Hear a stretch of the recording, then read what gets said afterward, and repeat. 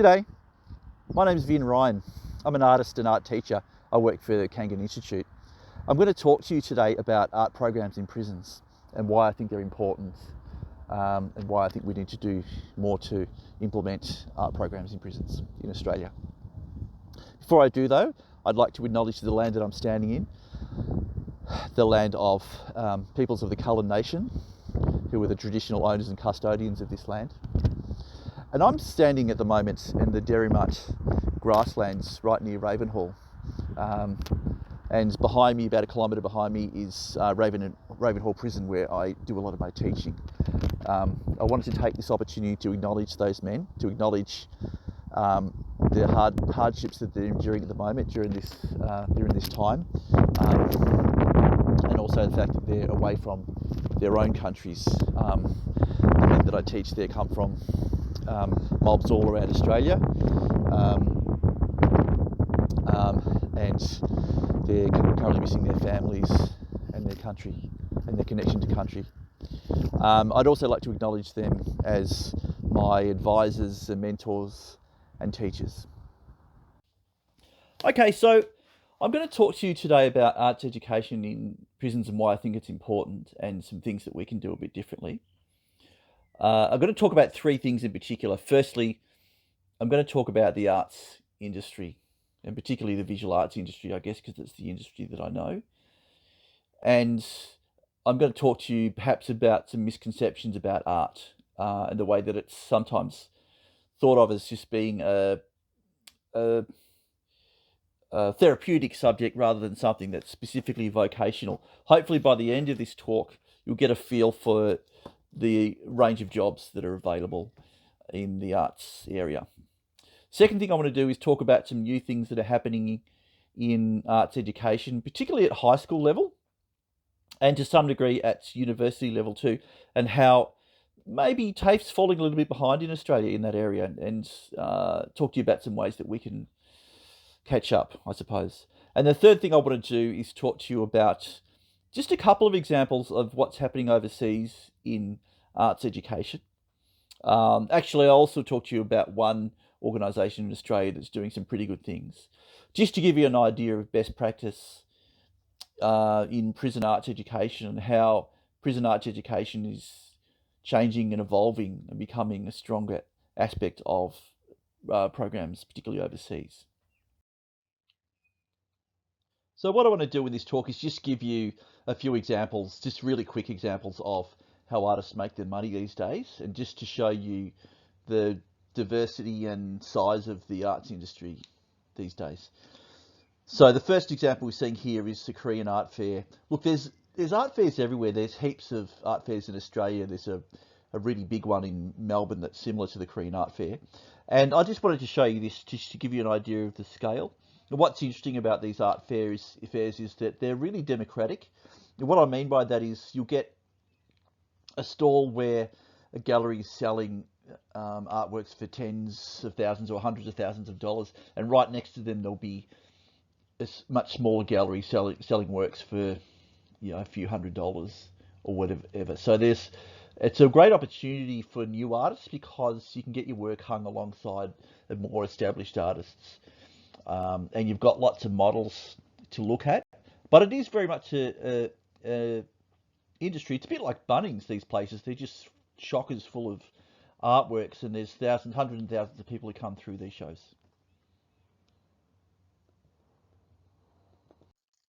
So here's another way that the art industry works a little bit differently these days, I suppose. This is an organisation called Art Bank, and what they do, they buy art from artists and then rent it out to private individuals or businesses, corporations, that sort of thing. So the advantage for the customer in that instance, I suppose, is that they get to get a bit of variety on their walls. And from the artist's perspective, it just means that your work is in circulation a bit more, so more people get to see your work. So it's a really big industry now. So it's just another example of how the visual arts scene has grown over the last sort of, I guess, 20, 30 years or so. So you might be the sort of artist that goes into their studio, produces masterpieces, and then sells it at a gallery or at an art fair or at a place like Art Bank. But probably just as likely, or even more likely, you might do uh, an art degree or an art diploma or whatever, and then use some of those skills and then gain some extra skills in another area, and through a sort of cross-pollination, if you like, you'll develop a career. And I guess that's the way of a lot of careers these days. It's not as though a lot of people just go straight into engineering even, or the sciences. There's often a push towards cross-discipline within education, and arts is at the real forefront of that. So, for example, it's really common for somebody to do some training in arts and then go on to do something like a tattooing apprenticeship or furniture design or photography, that sort of thing. And also, I know lots of people who have done art degrees and go on to do things like animation and video game designing and that sort of thing. So the range of jobs related to the visual arts is growing all the time, specifically in the area of, or particularly I should say, in the area of technology.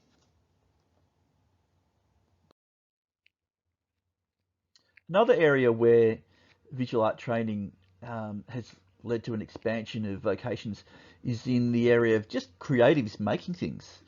And a site like Etsy is a really great example of that. Etsy, for those of you who don't know, is a site where makers can create pages and sell their work. And when I say makers, you can do anything. There's examples of things like, or the classifications, I suppose, of things like kids' toys, soft furnishings, garden ornaments, jewelry, fashion, particularly kids' clothes. It's endless, the amount of things that people make. The thing I like about Etsy, or one of the things I like about Etsy, is that, again, a bit like the art fairs, it's very democratic, and so some of the people who are making stuff on Etsy are millionaires, and yet you'll also get people next to them who have never had a small business before and are just starting out. I like showing this to students because it shows students how innovative you can be, and how if you're disciplined and if you take notice of what works and what doesn't work on Etsy, you can make some money. So it's a really great way to encourage students to show some initiative, and it's just got literally thousands and thousands of models of people doing just that and using their creative expertise and their creative skills to do all sorts of things. I wanted to throw in these two quotes because I think they're really pertinent to what we're talking about. The first, employment in creative industries is growing at approximately twice the rate of the Australian workforce. And that's reflected overseas too.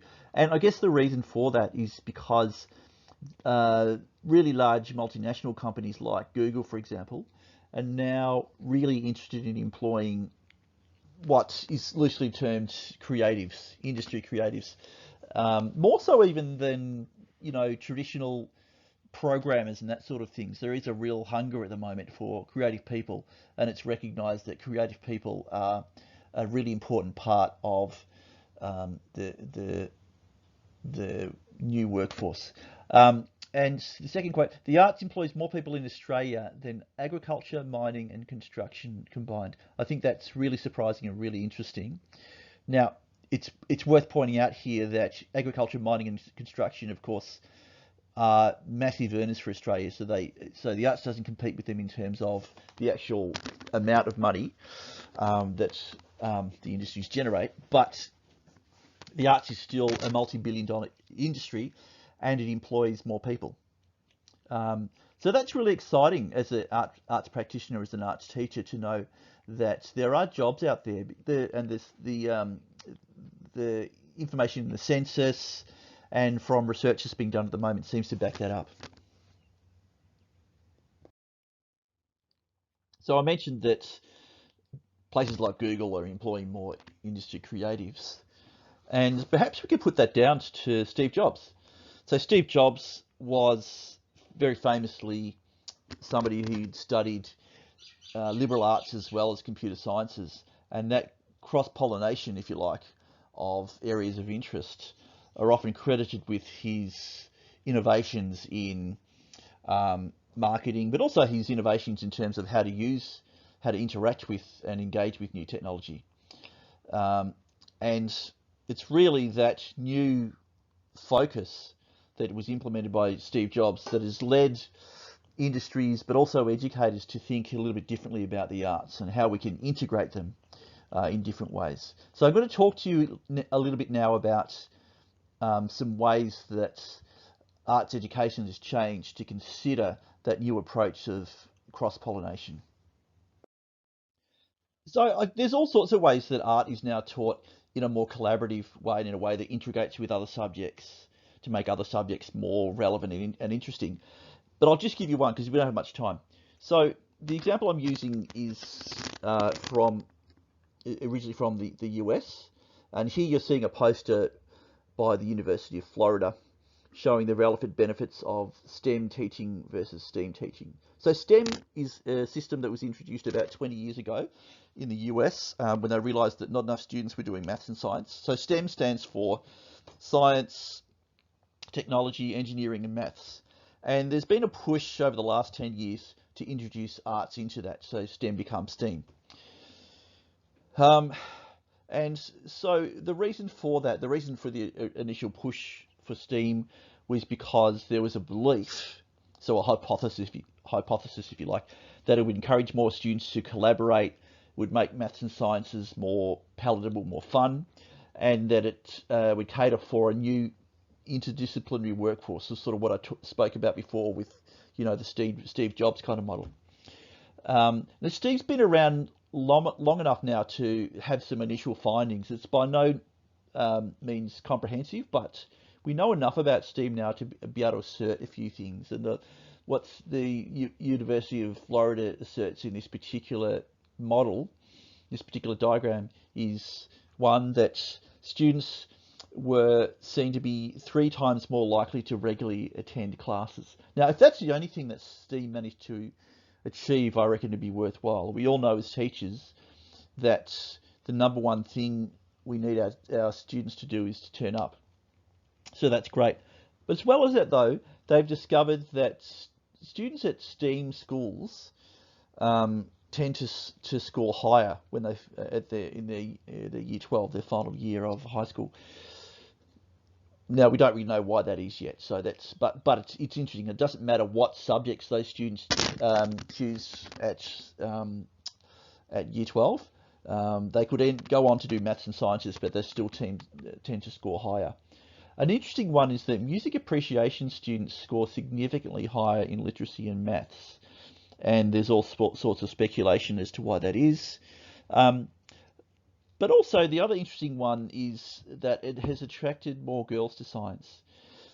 Now, the reasons why it's attracted more girls to science is probably the subject for another talk entirely, but I think that's a really exciting thing, that art seems to be one way in which we can make sciences more and maths more appealing in those formative years, in that sort of year 7, 8, 9 kind of years. It's a way of creating engagement, I suppose.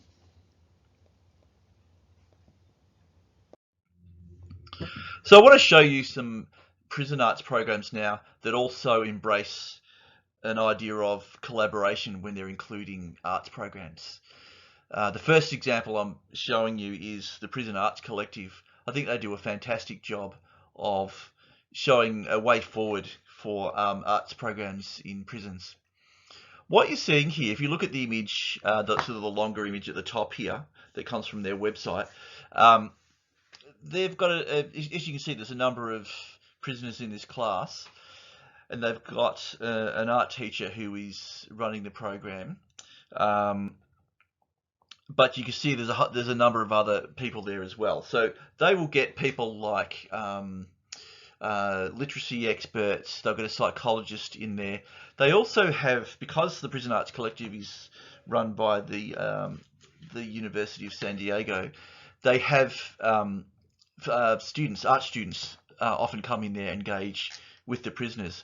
And the thing I really love about that is that they're really sending a message to everybody involved in that room that art is for everybody. It's a very democratic process, and that these prisoners feel included in that process. And quite a few of the people who've done these programs have gone on to do some university study.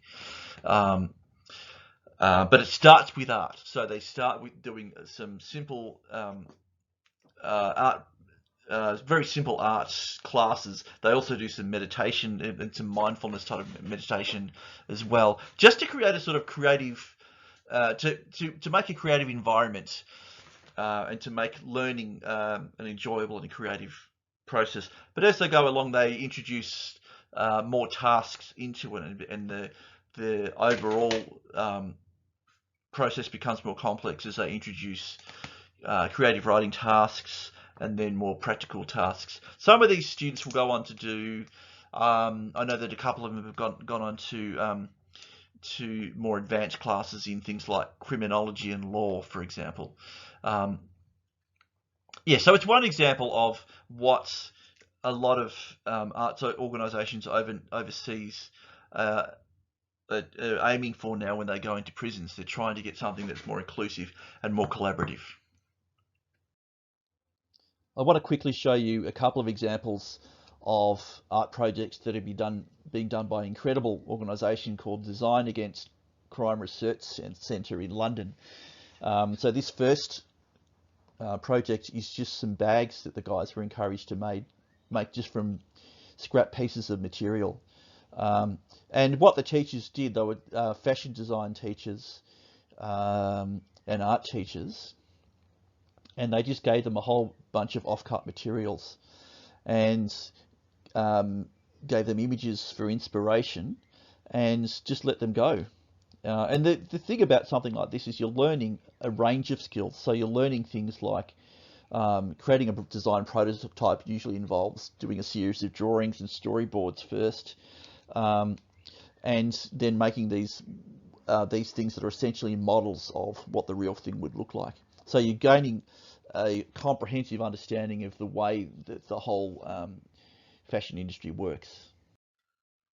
Another really simple but really, I think, very effective example of what this organisation is doing is they're doing simple creative projects, but not necessarily always involving art teachers. So in this case, they got a furniture designer to come in and work with some guys at a prison in London. And the furniture designer, he asked the prisoners, or his students, one simple question: what's a piece of furniture currently in the prison that you really hate? And overwhelmingly, the guys chose the chair that you can see on the left. You can see it's a pretty ugly chair. It's not even really functional because it's sort of hard to sit on, but it's a pretty dehumanizing object, I think. So I can understand why they would hate it. And on the right, sorry, I should say before I go on, I should say, so what the furniture designer did was get these guys just to do lots and lots of drawings. He showed them examples of good furniture design, and I don't know exactly what he showed them, but there's lots of examples. Particularly, you can go back to the Bauhaus school. There's lots and lots of examples of artists and designers designing chairs. So these guys did lots of drawings of chairs and sort of tried to think of a better type of chair that they would like. And in the end, the design they came up with as a group was the chair that you can see on the right, chair that they called the flip chair. It's called a flip chair because the way it's positioned at the moment, it's sort of like I guess you would call it, for want of a better word, a lounge kind of chair where you can put your arms up. But if you flip it over, it sits a bit higher, so you could use it to sit at a desk and write or do whatever. It's quite an elegant, simple design.